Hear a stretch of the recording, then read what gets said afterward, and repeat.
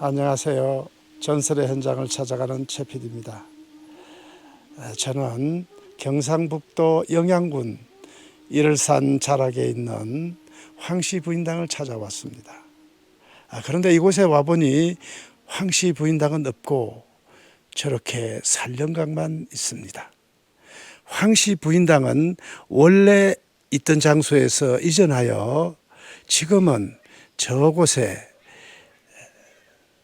영정만 모셔져 있다고 합니다. 자, 그럼 지금부터 황씨 부인을 만나러 가보도록 하겠습니다. 황씨 부인, 결혼 초야에 말없이 사라져버린 정인을 기다리고 기다리다 끝내 한 줌의 재로 변해버린 여인. 그 애절한 인생사가 저 영정 속에 깃들어 있습니다.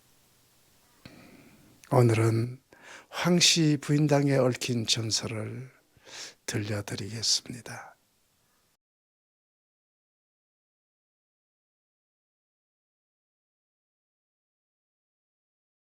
일월산 근처 자리목이란 마을에 얼굴도 예쁘고 마음씨도 고운 황씨 처녀가 살았는데, 한 마을에 사는 범수와 꺽쇠란 총각이 그녀의 사랑을 얻기 위해 경쟁을 벌였다.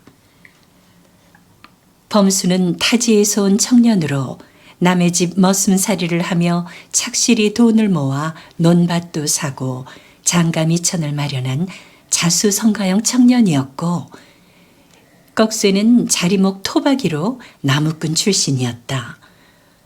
두 총각의 열띤 구원에도 황씨 처녀는 미소만 보낼 뿐 누가 좋은지 도무지 내색을 하지 않았다. 세월이 흘렀다. 이제 나이가 찬 처녀는 더 이상 혼기를 늦출 수 없었다.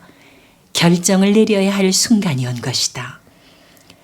사실 그녀는 부끄러워 내색을 못했을 뿐 거칠고 저돌적인 성격을 지닌 꺽쇠보다는 온순하고 부드러운 범수를 더 마음에 두고 있었다. 매파를 통해 그녀의 속마음을 알게 된 범수의 기쁨은 이루 말할 수 없었다. 화창한 가을날, 마을 사람들의 축복 속에 범수와 황씨 처녀의 혼례식이 성대히 거행되었다. 꺽쇠는 타지에서 온 근본도 모르는 놈에게 각시를 뺏겼다며 울분을 터뜨렸지만 이미 엎질러진 물이었다. 그날 밤은 유난히 달이 밝았다. 호사스러운 병풍과 비단 이불이 깔린 신방에서 신랑과 신부는 합 한 줄을 나누고 잠자리에 들 준비를 했다. 그토록 연모하던 아가씨가 내 각시가 된다는 사실이 범수에겐 꿈만 같았다.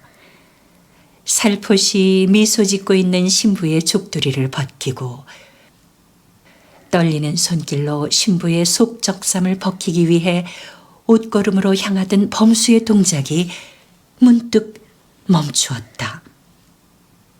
창문에 비친 그림자 때문이었다. 달빛이 환한 장호지에 날카로운 칼날의 그림자가 어른거리고 있었다. 누군가가 그를 죽이기 위해 칼을 들고 잠복해 있는 것이 분명했다. 혹시 질투심에 눈이 먼 꺽쇠가 나를 죽이려고? 여기에 생각이 미치자 범수의 등골에 식은땀이 흘러내렸다.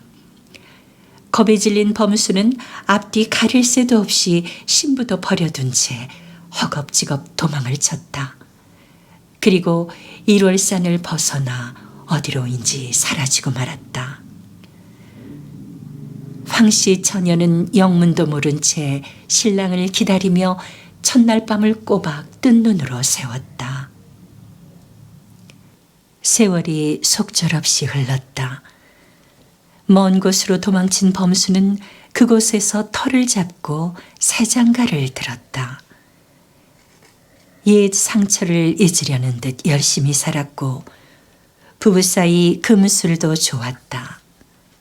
그런데 슬아에 자식이 없었다. 아이가 태어나자마자 죽거나 사산을 했기 때문이었다. 내 전생에 무슨 죄를 저질렀기에 이런 일을 당한단 말인가. 범수는 생각 끝에 용하다는 무당을 찾아갔다. 여인의 사무친 원한이 아이를 앗아가는구나. 무녀는 원귀의 소행이라며 속히 일월산에 자리목으로 가보라고 했다. 범수는 그 길로 일월산으로 달려갔다. 옛 신부의 집은 폐가처럼 황량하기 그지없었고 잡초가 무성한 뜰엔 풀벌레 소리만 요란했다. 그러나 옛 신방엔 아직도 불이 밝았고 방문엔 여인의 그림자가 비치고 있었다. 결혼 초야를 떠올리며 감회에 젖어 방문으로 향하던 범수의 시야에 달빛에 흔들리는 대나무 그림자가 들어왔다. 범수는 비로소 알았다. 첫날 밤 창문에 비쳤던 것은 칼 그림자가 아니라 달빛에 비친 대나무 그림자였다는 것을. 범수는 순간적인 착각으로 죄 없는 신부를 버렸다는 사실을 깨닫고 회한의 눈물을 삼켰다. 그리고 설렘과 두려움이 교차하는 가슴을 안고 가만히 방문을 열었다. 거기 희미한 촛불 너머로 오색 족두리에 연지곤지로 단장한 신부의 모습이 보였다. 그녀는 첫날 밤 그 모습 그대로 앉아 있었다. 이 몹쓸 놈을 여태껏 기다려 주었구려. 감격에 떨며 신부 앞에 무릎을 꿇은 범수는 용서를 빌며 참회의 눈물을 흘렸다.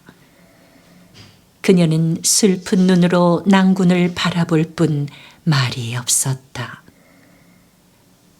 신부에게 다가간 범수는 떨리는 손길로 족두리를 벗기고 저고리 옷걸음을 풀었다.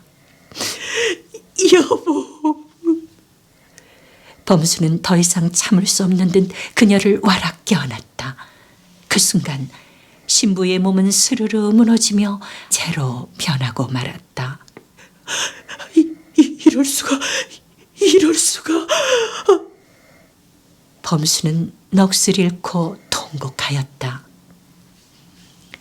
몇 날 며칠을 울고 세운 범수는 일월산에 사당을 짓고 그녀의 분신인 재를 소중히 모아 그곳에 봉안하였다. 그리고 부인과 함께 무릎을 꿇고 엎드려 용서를 빌었다. 그 후 범수 부부는 그토록 소원하던 자식을 갖게 되었고 자손이 번성하여 일가를 이루게 되었다.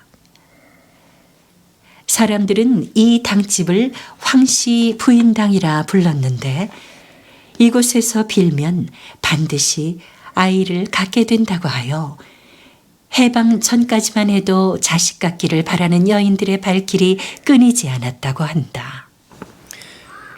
그토록 오랜 기다림의 세월 동안 얼마나 많은 기대와 실망, 그리움과 미움의 감정들이 교차했을까요?